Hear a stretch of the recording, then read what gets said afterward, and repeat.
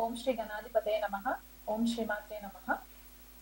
ఈరోజు మనము ఆ రాబోయే గురు పౌర్ణమి గురించి తెలుసుకున్నాము. గురు పౌర్ణమి విశిష్టత ఏంటి, దానికి తగ్గట్టుగా గురు పౌర్ణమి రిజల్ట్స్ మనకి ద్వాదశ రాశుల వాళ్ళకి ఎలా ఉండబోతుంది అనే పరిహారాలు కూడా తెలుసుకునే ప్రయత్నం చేద్దాము. మొదలు మనకి గురు పౌర్ణమి అంటే ఏంటి? గురు పౌర్ణమి జనరల్ గా మనకి ఆషాఢ పౌర్ణమి అనే రోజుగా కూడా పిలువబడుతూ ఉంటుంది. అంటే ఆషాఢ మాసంలో వచ్చే పౌర్ణమి గురు పౌర్ణమి అని చెప్పేసి అంటూ ఉంటారు. అలాగే గురు పౌర్ణమిని వ్యాస పౌర్ణిమ అని కూడా అంటూ ఉంటారు. అంటే నారాయణుడు వేదవ్యాసుడిగా అవతరించి మనకి వేదాలన్నింటినీ కూడా రాసి మనకి మానవాళికి అందజేసిన రోజులాగా కూడా మనకి చెప్తూ ఉంటారు అన్నమాట. వ్యాస మహర్షి పుట్టినరోజు కూడా పౌర్ణమి అని కూడా మనకి కొన్ని క్లాసిక్స్ చెప్తూ ఉంటాయి. సో జనరల్ గా ఈ పౌర్ణమి రోజు ఏం చేస్తారంటే, గురువు రూపేణ ఉన్న ఆ వారందరికీ కూడా జనరల్ గా మనకి మన గ్రాటిట్యూడ్ తెలపడానికి, గురు బలం పెంచుకోవడానికి మనకి ఈ పౌర్ణమి రోజు మనకి చాలా విశిష్టంగా ఉంటుంది. జనరల్ గా మనకి నక్షత్రాల వారిగా చూసుకుంటే కనుక గురు పౌర్ణమి మోస్ట్ ఆఫ్ ద టైం మనకి వచ్చేది పూర్వాషాఢ నక్షత్రము లేదా ఉత్తరాషాఢ నక్షత్రం ఉన్న నక్షత్రాల టైంలో ఆషాఢ మాసంలో వచ్చే పౌర్ణమికి మనము గురు పౌర్ణమి జరుపుకుంటూ ఉంటాం అన్నమాట. అంటే ఇక్కడ పూర్వాషాఢ అండ్ కొద్దిపాటిగా మనకి ఉత్తరాషాఢ కూడా ధనుసు రాశి అండ్ మకర రాశిలో కాంబినేషన్స్ లో వస్తుంది. అంటే మనకి పూర్వాషాఢలో వచ్చింది అనుకుంటే కనుక ఫుల్ ఫ్లెజ్డ్ గా మనకి ధనుసు రాశిలో ఉండేలాగా కనిపిస్తూ ఉంటుంది. పూర్వాషాఢ నక్షత్రము 4 పాదాలు కూడా ధనుసు రాశిలో ఉంటుంది. మనకి జనరల్ గా తెలిసింది ఏంటి అంటే, ధనుసు రాశి మనకి కాలపురుష కుండలిలో నవమ స్థానంగా చెప్తూ ఉంటాము, భాగ్యస్థానంగా చెప్తూ ఉంటాము, ధర్మ త్రికోణంగా కూడా చెప్తూ ఉంటాం. కాబట్టి ఇక్కడ పూర్వాషాఢ నక్షత్రం యొక్క విశిష్టత ధనుసు రాశిలో ఉంటే ఏమవుతుందంటే, గురు యొక్క బ్లెస్సింగ్స్ మనకి ఉండడానికి, మన తండ్రి కానీ గురువులు కానీ మనకి నేర్పిన మంచి మాటలు ఏవైతే ఉంటాయో అవి ధర్మబద్ధంగా మనం ఎలా ఉంటామో, మన రిలీజియస్ బిలీఫ్స్ ఎలా ఉంటాయి అనే విషయాలని కూడా మనకి ఎక్కువ మట్టుకు ఇంపార్టెన్స్ ఉంటూ ఉంటుంది అన్నమాట. అలాగే మనకి మనం నమ్మిన మతం కానివ్వండి, ధర్మం కానివ్వండి, దేని మనం ఎక్కువ ఫాలో అవుతామో దాని యొక్క ఇంపార్టెన్స్ ఉంటుంది. ఉత్తరాషాఢ నక్షత్రానికి వచ్చేసరికి కొద్దిపాటిగా మనకి ధనుసు రాశిలో ఉంటుంది అండ్ మిగతా రిమైనింగ్ పార్ట్ అంతా కూడా మనకి మకర రాశిలో ఉంటుంది. కాబట్టి జనరల్ గా ఉత్తరాషాఢ నక్షత్రం ఏమని చెప్తూ ఉంటారంటే, చాలా రెబేలియస్ గా ఉంటారు. ఎంత కష్టపడినా సరే అల్టిమేట్ గా వీళ్ళకి మంచి విక్టరీ ఉంటుంది, మంచి సక్సెస్ ఉంటుంది అని చెప్పేసి కూడా చెప్తూ ఉంటారు అనమాట. సో ఇక్కడ పూర్వాషాఢ నక్షత్రము ఉత్తరాషాఢ నక్షత్రము ఇంపార్టెన్స్ ఏంటి అంటే, ఏదైనా పని మనం మొదలు పెట్టుకుంటే గురు రూపేణ వచ్చే బ్లెస్సింగ్స్ వల్ల మనకి ఎలాంటి పనులైనా సరే అడ్డంకులు ఉన్నా, లేకపోతే ఎంత తీవ్రంగా కష్టపడుతూ ఉన్నా విక్టరీ రావట్లేదు అంటే కనుక ఈ నక్షత్రాలలో మనకి సక్సెస్ అనేది కనిపించడానికి చాలా ఆస్కారం ఉంటుంది. ఎవరైనా ఈ రోజు ఏదైనా పని మొదలు పెట్టుకుని అది విజయవంతంగా పూర్తి చేయాలనుకున్న వాళ్ళు ఉంటే కనుక గురు పౌర్ణమి రోజు మొదలు పెట్టుకున్నా కూడా మీకు మంచి సక్సెస్ ఉండడానికి ఆస్కారం ఉంటుంది అనమాట. సో జనరల్ గా ఇది మనకి మిథున ధనుసు రాశి యాక్సెస్ లో పడుతుంది, లేదా కొన్ని సార్లు కర్కాటక మకర రాశి యాక్సెస్ లో పడుతుంది.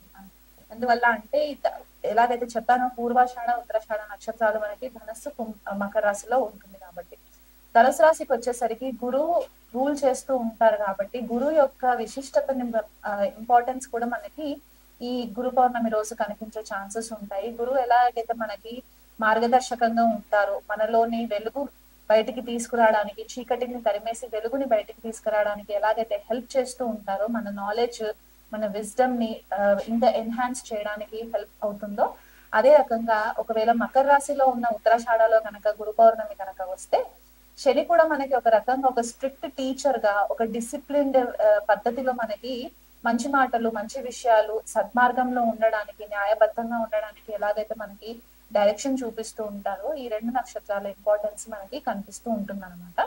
సో ఈ సంవత్సరం వచ్చే గురు పౌర్ణమి మాత్రము నిండు పౌర్ణమి జూలై 10వ తారీఖున ఉంటుంది. ఆ రోజు పూర్వాషాఢ నక్షత్రం ఉండడం కూడా మనకి ఇక్కడ ధనుసు రాశి యొక్క ఇంపార్టెన్స్ మనకి కనిపిస్తూ ఉంటుంది. అలాగైతే మనకి జనరల్ గా చాలా మందికి ఎవరిని పడితే వాళ్ళని గురువు రూపేణ కూడా ఇంపార్టెన్స్ ఇస్తూ ఉంటాం. కానీ అసలు మనకి గురువులు ఎంతమంది, ఎన్ని రకాల గురువులు ఉంటారు అని కూడా మనం తెలుసుకోవాలి. గురువులు మనకి 8 రకాల గురువులు ఉంటారన్నమాట. వాళ్ళు ఎలా అంటే, వేద గురు, బోధ గురు, నిషిద్ధ గురు, కారణ గురు, వికిట గురు, మళ్ళీ మనకి నిషిద్ధ గురువు, ఇలా మనకి 8 రకాల గురువులు ఉంటారు. కాకపోతే మనకి దీంట్లో హైయెస్ట్ ఇంపార్టెన్స్ వచ్చే గురువు ఎవరు అంటే కారణ గురువు అవుతారు అనమాట. ఈ కారణ గురువు ఎవరు అంటే మన ఆత్మని హయ్యర్ కాన్షియస్ తో కనెక్ట్ చేయడానికి, మనకి స్పిరిచువల్ గా ఎదగడానికి హెల్ప్ చేసే గురువు అవుతారు అనమాట. ఈ గురువులు మనకి ఈ జన్మలో తారసపడతారా, లేకపోతే అసలు ఈ జన్మకి ఉంటారా, మనకి దొరుకుతారా అనే ఒక కన్ఫ్యూజన్ కూడా చాలా మందికి ఉంటూ ఉంటుంది. అంటే కొంతమందికి ఎన్ని గురువులని కలిసినా కూడా వాళ్ళకి సాటిస్ఫాక్షన్ ఉండదు. ఆ గురువులు మనకి నిజమైన గురువులు ఉంటారా, లేకపోతే కొన్నిసార్లు ఏమవుతుందంటే డిస్సాటిస్ఫాక్షన్ వచ్చేస్తుంది. వీళ్ళని ఫాలో అవుతున్నాం కానీ మనకి ఏం పనులు జరగట్లేదు అని కూడా అనుకుంటూ ఉంటాం కదా. సో ఇలా గురువు దొరకకపోవడానికి రీజన్స్ ఏముంటాయంటే మన జన్మ జాతకంలో గురు గ్రహం గనక మనకి కొద్దిపాటిగా డిస్టర్బ్ అయినప్పుడు మనకి ప్రాపర్ గురువు దొరకకుండా ఉండడానికి కూడా ఛాన్సెస్ ఉంటాయి. సో మనకి గురువు ఎలాంటి వాళ్ళు దొరుకుతారు ఏంటి అనేది మనము ద్వాదశ రాశుల వాళ్ళకి ఎలా ఉండబోతుందో మనం తెలుసుకుందాం. ఈ రోజు మనము గురు పౌర్ణమి విశిష్టత, రాబోయే గురు పౌర్ణమి యొక్క ద్వాదశ రాశుల వాళ్ళపైన ఎలాంటి ప్రభావం ఉంటుంది, ఏవైనా పరిహారాలు చేసుకోవాలంటే ద్వాదశ రాశుల వాళ్ళు ఎలా చేసుకోవాలి అనే ఒక కాన్సెప్ట్ తో మనము ఈ వీడియో చేస్తున్నాము. సో గురు పౌర్ణమి విశిష్టత ఏంటి అంటే జనరల్ గా మనకి ఆషాఢ మాసంలో వచ్చే పౌర్ణమిని గురు పౌర్ణమి అని అంటూ ఉంటారు. దీనికి ఇంకొక పేరు కూడా ఉంటుంది, వ్యాస పౌర్ణమి అని కూడా అంటూ ఉంటారు అనమాట.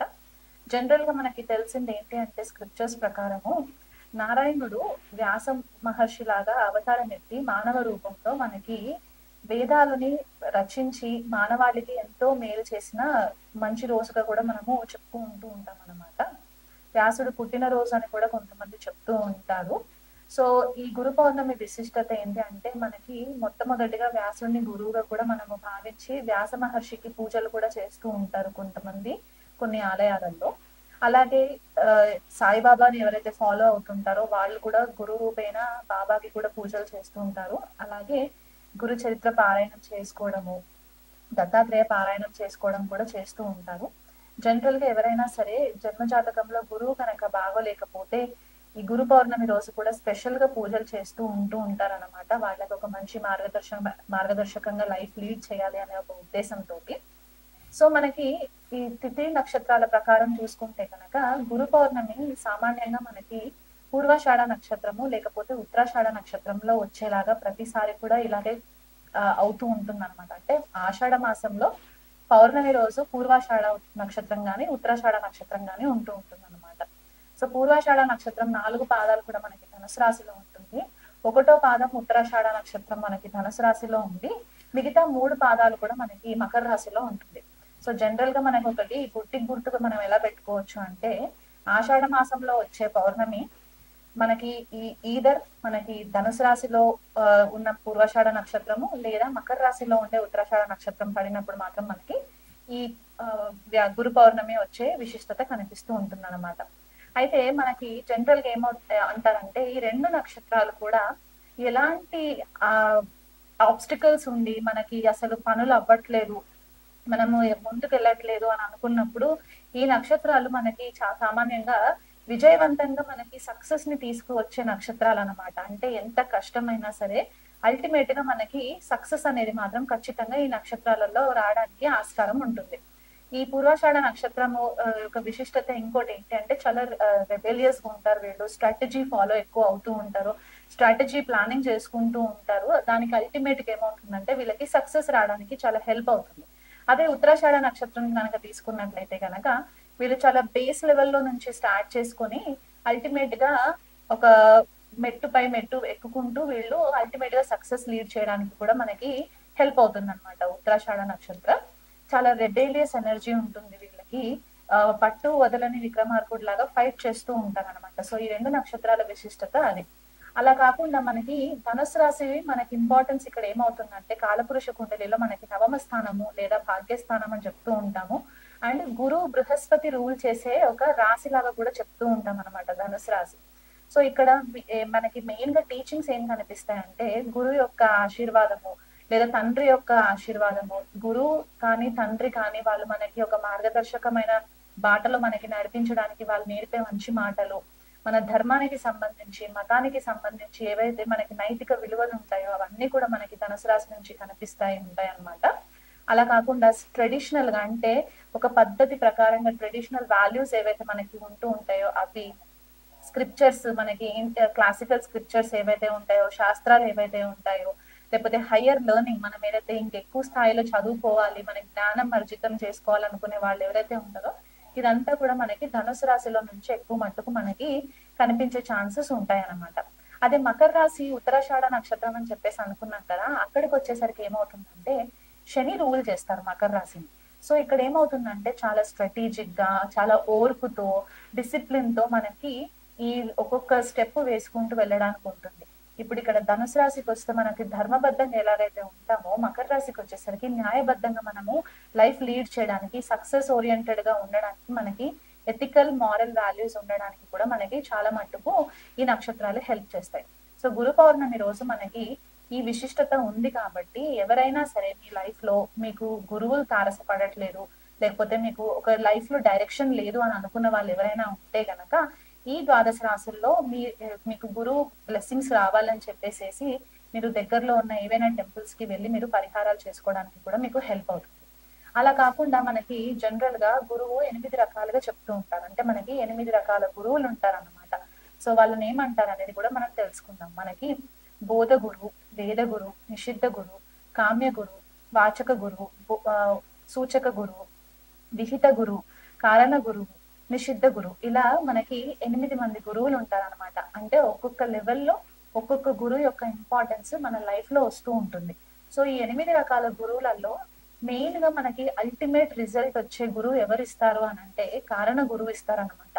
ఎందుకు కారణ గురువు ఇస్తారు అని అంటే మనం ఈ జన్మ ఎందుకు ఎత్తాము, ఈ జన్మలో మనం ఏవైనా మంచి పనులు చేసిన తర్వాత మన ఆత్మ యొక్క హయ్యర్ కాన్షియస్నెస్ చైతన్యం ఎంతవరకు వెళ్తుంది, మన స్పిరిచువల్ పర్పస్ ఏంటి, మన ఆత్మ యొక్క పర్పస్ ఏంటి అనే ఒక జ్ఞానాన్ని మనకి అర్జితం చేయడానికి మనకి కారణ గురువు చాలా ఇంపార్టెంట్ అయిపోతారు అనమాట.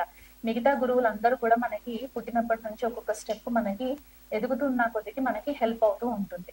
కాకపోతే అందరి లైఫ్ లో మనకి ఫస్ట్ ఇంపార్టెంట్ గురువు మనకి తల్లి అవుతుంది కాబట్టి మదర్ మనకి ఫస్ట్ గురువు అవుతారు, తర్వాత తండ్రి సెకండ్ గురువు అవుతారు, తర్వాత మనకు వచ్చే స్కూల్లో టీచర్స్ అవ్వచ్చు, మన మెంటర్స్ అవ్వచ్చు, కాలేజ్కి వెళ్ళిన తర్వాత మన లెక్చరర్స్, ప్రొఫెసర్స్ ఎవరైతే ఉంటారో వాళ్ళు గురువులు వస్తూ ఉంటారు.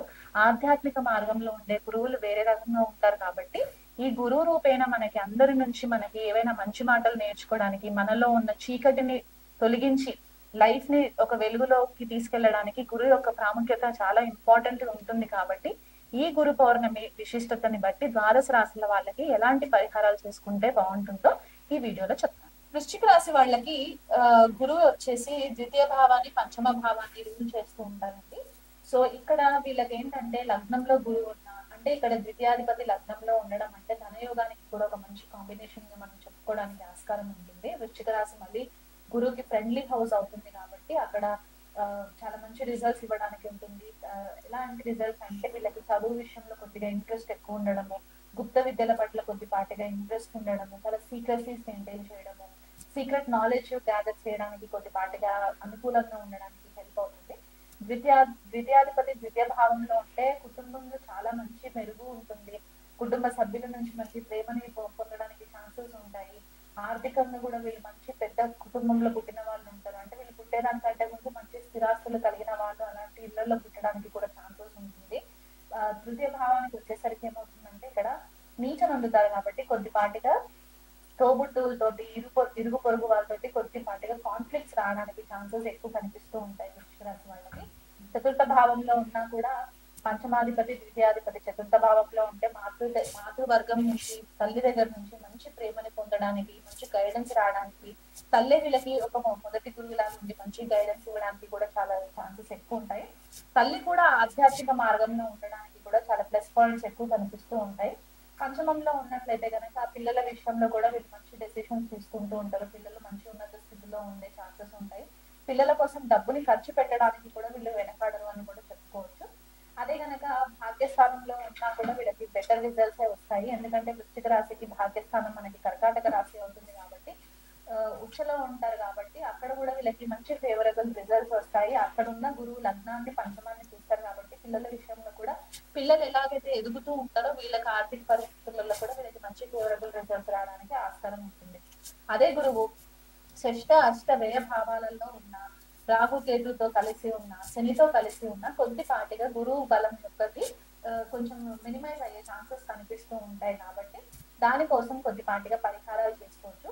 ఈ గురువు గోచార రీత్యా కూడా కొన్నిసార్లు మనకి షష్ట అష్ట వ్యయ భావాలలో కూడా గోచారం పెరుగుతూ ఉన్నప్పుడు ఏమవుతుందంటే గృహ వాతావరణంలో కొద్దిపాటిగా డిస్టర్బెన్సెస్ రావడము, భార్యాభర్తల మధ్య కొద్దిపాటిగా ఇష్యూస్ రావడము, లేదా పిల్లల ఆరోగ్యం పట్ల హాస్పిటల్స్ కి డబ్బులు ఖర్చు పెట్టడము, లేకపోతే వీళ్ళే కంప్లీట్ గా ఐసోలేట్ అయిపోవడము, ఇన్కమ్ ట్యాక్స్ విషయంలో ప్రాబ్లమ్స్ రావడము, ఇన్హెరిటెన్సెస్ విషయంలో ప్రాబ్లమ్స్ రావడము, గోచారంలో కూడా మనకి కొన్నిసార్లు ఆ గురుబలం లేకపోతే ఎఫెక్ట్స్ కనిపిస్తూ ఉంటాయి. కాబట్టి దానికి మీరు గురువు అనుగ్రహం పొందడానికి ఏంటంటే పసుపు క్లాత్ తీసుకొని ఒక బ్లౌజ్ పీస్ తీసుకొని అండ్ కిలోం పావు శనగలు గురువుకి దానం ఇచ్చినట్లయితే మీకు మంచి ఫేవరబుల్ రిజల్ట్స్ వస్తాయి. స్పెసిఫిక్ గా ఇది గురు పౌర్ణమి రోజు చేసుకోండి.